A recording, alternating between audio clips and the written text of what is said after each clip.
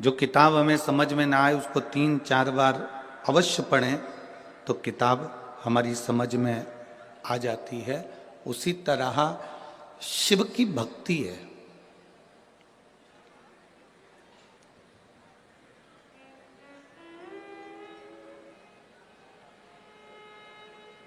उसी तरह भगवान शंकर की अविरल भक्ति है। भगवान का भजन है, स्मरण है। मान लो आपके चित्त में, आपकी वृत्ति में, आपके मन में अगर शंकर की भक्ति विराजमान हो ही नहीं रही है, आप अथक प्रयास कर लें। आपने बहुत प्रयास करा पर शिव भक्ति हमारे भीतर प्रवेश ही नहीं कर रही है। तो जैसे किताब समझ में नहीं आती तो 2-3 बार पढ़ा जाए तो किताब समझ में आ जाती है, उसी तरह 2 या 3 बार शिव महापुराण की कथा को भले टीवी पर सुनो, मोबाइल पर सुनो, चाहे पंडाल में सुनो, 1 बार, 2 बार, 3 बार अगर शंकर की कथा को हमने अपने भीतर उतार लिया तो शिव का साक्षीकरण, शंकर का दर्शन हमारे सम्मुख में हो ही जाता है, ये निश्चित है।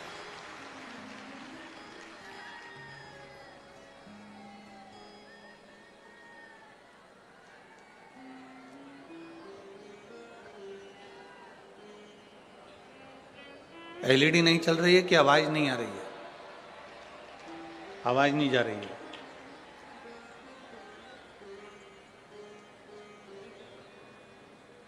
एलईडी वाले भैया एलईडी चालू करिए और पीछे की आवाज बढ़ाइए। शिव भक्ति, भगवान शंकर की कथा, शिव तत्व,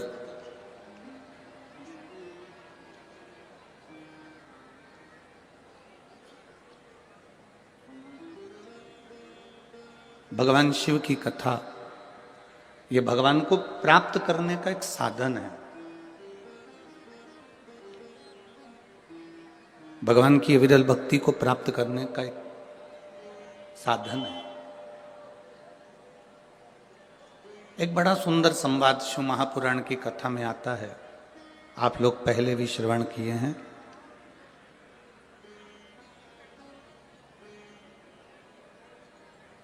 भगवान ब्रह्मा जी के मन में एक संशय उत्पन्न हो गया।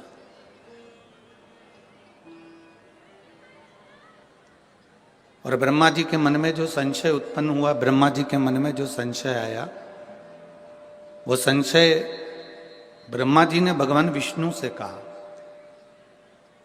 कि प्रभु,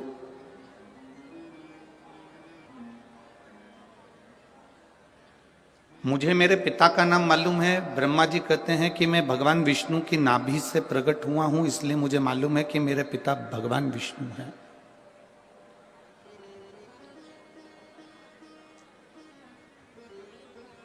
मेरे पिता भगवान विष्णु हैं, ये मैं जानता हूं। ये ब्रह्मा जी कह रहे हैं कि मुझे मेरे पिता का नाम मालूम है कि मेरे पिता भगवान विष्णु हैं, क्योंकि मैं कमल के पुष्प पर नाभि से प्रकट हुआ।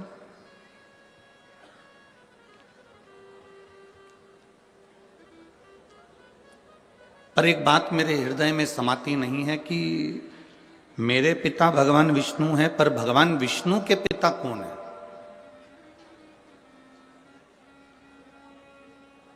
भगवान नारायण के पिता का नाम मैं नहीं जानता, मेरे दादाजी का नाम मैं नहीं जानता। भगवान ब्रह्मदेव कह रहे हैं ये बात, भगवान ब्रह्मा जी कह रहे हैं। अब जैसे ब्रह्मा जी ने कहा तो भगवान विष्णु के मुख से निकल गया कि ब्रह्मा जी, आप कह रहे हो कि आप अपने पिता को जानते हो पर अपने दादाजी को नहीं जानते। भगवान विष्णु के पिता कौन है ये आपको नहीं मालूम। तो स्वयं भगवान नारायण ने अपने मुख से कहा कि मेरे पिता देवाधिदेव महादेव है, वो मेरे पिता है। ये भगवान विष्णु कह रहे हैं कि मैं अपने पिता का नाम जानता हूं, मेरे पिता देवाधिदेव महादेव है।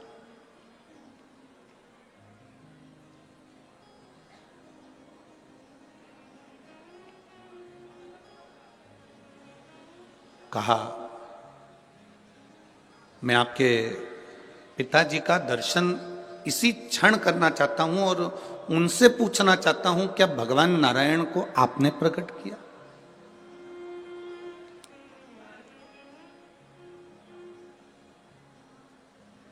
क्या भगवान नारायण को प्रकट करने वाले आप हो? मैं उनसे पूछना चाहता हूं। शिव महापुराण की कथा कहती है कि शिव की कथा और मनुष्य की व्यथा, ये दोनों का अंत कभी नहीं हो सकता, ये निरंतर चलती ही रहती है। कथा भी चलती रहती है और मनुष्य की व्यथा भी चलती रहती है।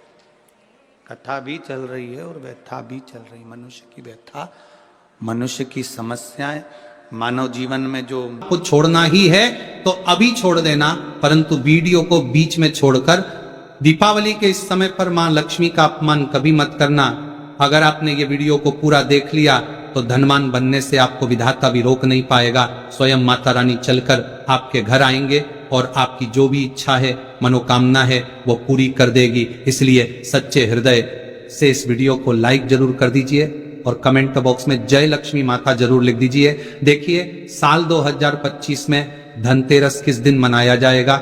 इस दिन धनवंतरी देव, लक्ष्मी जी और कुबेर महाराज की पूजा की जाती है। तो आइए जानते हैं, धनतेरस पर शुभ मुहूर्त दिवाली का त्योहार हिंदू धर्म के प्रमुख त्योहारों में से एक है। हम सभी लोग दिवाली और उसके आसपास पड़ने वाले त्योहारों का पूरे साल भर इंतजार करते हैं। दिवाली को दीपों का त्योहार और रोशनी का त्योहार कहा जाता है। यह पर्व पूरे 5 दिन तक चलता है। दीपावली से ठीक पहले धनतेरस का पर्व मनाया जाता है। दिवाली के इस 5 दिवसीय त्योहार की शुरुआत धनतेरस के साथ ही होती है। इस दिन भगवान गणेश और धन्वंतरी की पूजा अर्चना का विधान है। इस दिन खरीदारी करना भी बेहद शुभ माना जाता है। इस शुभ अवसर पर भगवान कुबेर की पूजा और नई चीजों को खरीदारी करने से साल भर घर में धन और समृद्धि बनी रहती है। परंपरा के अनुसार धनतेरस के दिन सोना, चांदी, बर्तन, वाहन और वस्त्र की खरीदारी करना अत्यंत शुभ माना जाता है। मानता है कि इससे माता लक्ष्मी और धन के देवता कुबेर प्रसन्न होते हैं। लेकिन इतनी महंगी चीज खरीदना सभी के लिए संभव नहीं होता। हमारे शास्त्रों में कुछ ऐसी सस्ती वस्तुओं का भी वर्णन है जिसकी खरीदारी से माता लक्ष्मी अत्यधिक प्रसन्न होती है। ऐसा माना जाता है, अगर आप इस दिन खरीदारी करते हैं तो आपकी संपत्ति में 13 गुना की वृद्धि होती है। धनतेरस का पर्व कार्तिक मास के कृष्ण पक्ष की त्रयोदशी तिथि के दिन मनाया जाता है। धनतेरस पर पूजा का शुभ मुहूर्त, पूजा का शुभ समय धनतेरस के दिन संध्या काल 7:16 से लेकर संध्या काल 8:20 से है। इस समय भगवान धन्वंतरी की पूजा कर सकते हैं। हालांकि अलग अलग शहरों में पूजा के समय में अंतर हो सकता है। धनतेरस में खरीदारी का शुभ समय, धनतेरस पर सोने चांदी और बर्तन या घर का कोई भी सामान खरीदने का शुभ मुहूर्त है। मेरे भोले बाबा ने किया क्या? मेरे शंकर भगवान सारे देवताओं के साथ रहते थे, पर मेरे शिव जी अपने आप को बदल लेते थे। अपने आप को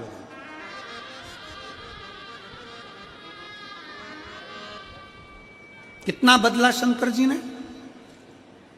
बैकुंठ भगवान नारायण को दे दिया, ब्रह्मलोक भगवान ब्रह्मा जी को दे दिया, इंद्रलोक इंद्र को दे दिया, गरुण वरुण सारे लोक बांट दिए। आखिरी में तलातल, रसातल और पृथ्वी बच गए। तलातल रसातल भी दे दिया।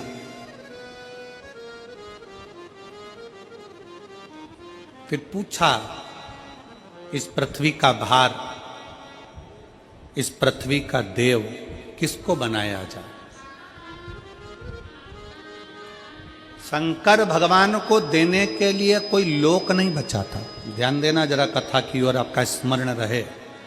भगवान विष्णु को वैकुंठ दे दिया गया, ब्रह्मा जी को ब्रह्मलोक दे दिया गया, सारे लोक सबको बांट दिए गए। आखिरी में शंकर भगवान को देने के लिए कोई लोक नहीं बचा था।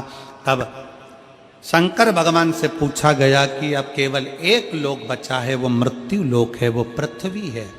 मृत्यु लोक का देव आप बन सकते हो? भगवान शंकर ने पूछा ब्रह्मा जी से, आप पृथ्वी के देव क्यों नहीं बनना चाहते? ब्रह्मा जी कहते हैं पृथ्वी पर इतने सारे जीव जन्म लेंगे, जलचर थलचर मक्खी खटमल ये सारे जन्म लेंगे, मनुष्य जन्म लेंगे, जानवर जन्म लेंगे, पक्षी जन्म लेंगे, पशु जन्म लेंगे, इन सबको कौन संभालेगा?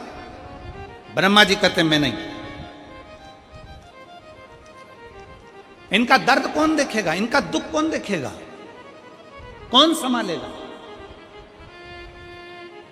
तब भगवान शंकर से कहा गया केवल एक लोक बचा है, पृथ्वी लोक, मृत्यु लोक। इस पृथ्वी लोक अकेला बचा है।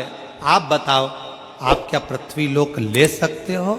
शंकर भगवान ने कहा, शिव जी बोले, भगवान शंकर बोले, भगवान देवाधिदेव महादेव बोले, मैं पृथ्वी लोक ले नहीं रहा हूं, मैं पृथ्वी लोक नहीं ले रहा हूं। मेरे भगवान शंकर कहते हैं मैं पृथ्वी लोक लूंगा नहीं, मैं पृथ्वी लोक में रहूंगा। व्यक्ति का दर्द क्या होता है उसको सुनूंगा और उस दर्द को मिटाने का प्रयास करूंगा। माला जी, मुझे मृत्यु लोक दे दो। मृत्यु लोक? हां, मृत्यु लोक मैं लूंगा नहीं, मृत्यु लोक में मैं रहूंगा, मैं रहूंगा। लेने में और रहने में अंतर है। लेने में और रहने में अंतर है।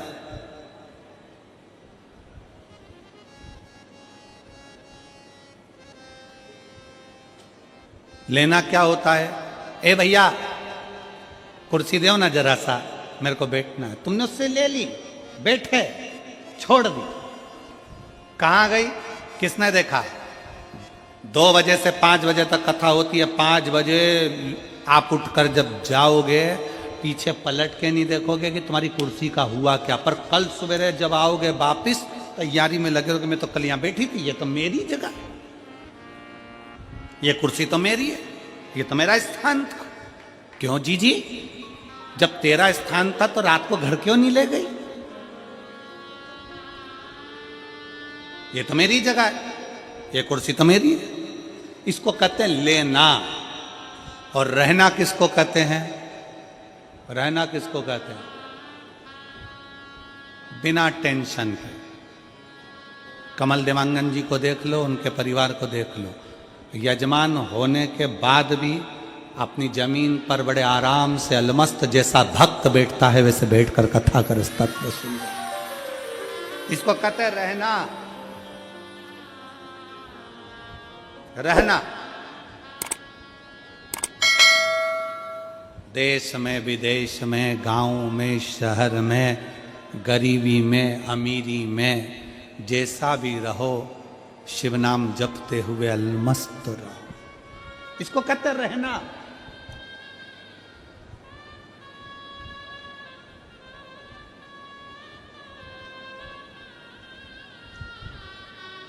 रहने के लिए यह नहीं देखा जाता कि बहुत वैभव हो। रहने के लिए यह नहीं देखा जाता कि बहुत वैभव हो। शंकर भगवान ने पार्वती जी से पूछा था, पार्वती जी तुम्हारे पिता हिमालय राज के घर में कोई धन की कमी नहीं है। पार्वती जी, ये बाजार लगा है काशी में, तुम्हें कुछ लेना हो तो ले लो। पार्वती जी,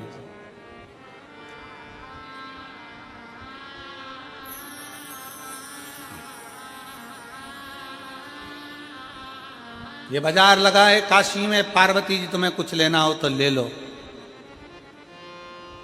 पार्वती जी कहती हैं, मैं अपने पिता के घर से भले आई हूं, मेरे पिता भले हिमालय के राजा हैं, पर मैं लेने के लिए नहीं, मैं तो आपके दिल में और काशी में रहने के लिए आई हूं। मैं लेने के लिए नहीं आई हूं, मैं काशी में और आपके दिल में रहने के लिए आई हूं।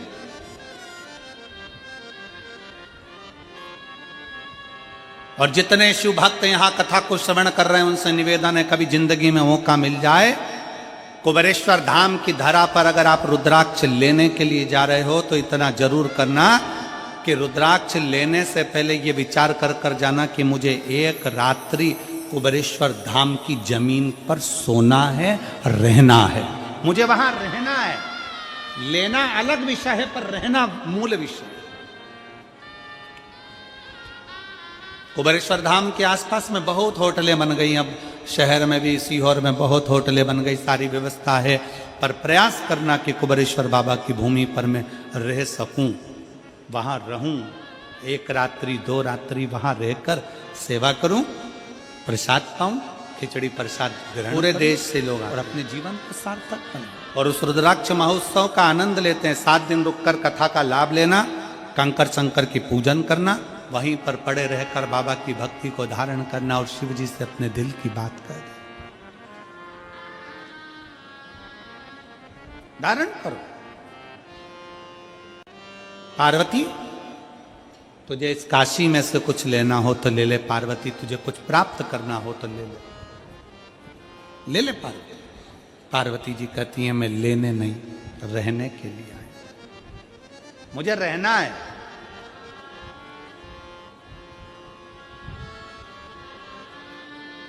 मैं धन्यवाद दूंगा रायपुर की जीजियों को, कई बहनों के घर यहीं पास में बने हैं कॉलोनी में, कई बहनों के घर यहां कॉलोनी में बने हुए हैं। स्नान करने वो अपने घर जाती है,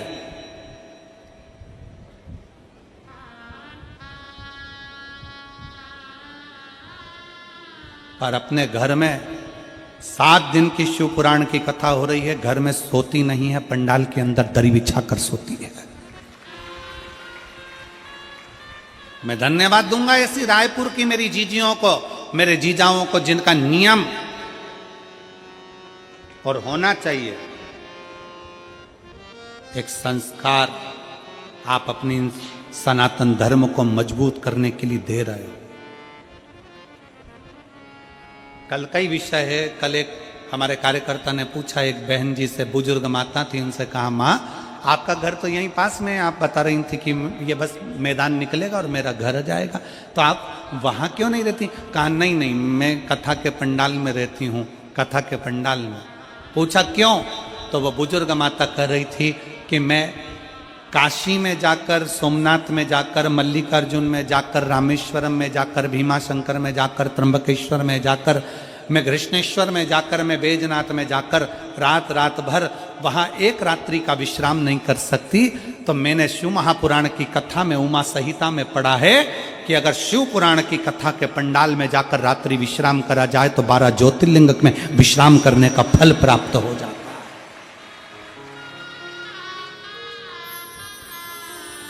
मैंने शिव महापुराण की कथा का अध्ययन किया, वो बुजुर्ग मां कहती है उसका फल मुझे प्राप्त होता। शिव तत्व है हमारे लिए शंकर।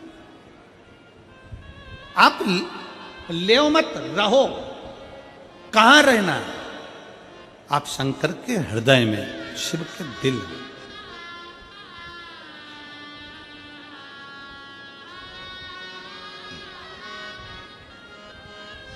अब शंकर के दिल में निवास कर, कैसे निवास कर सकते?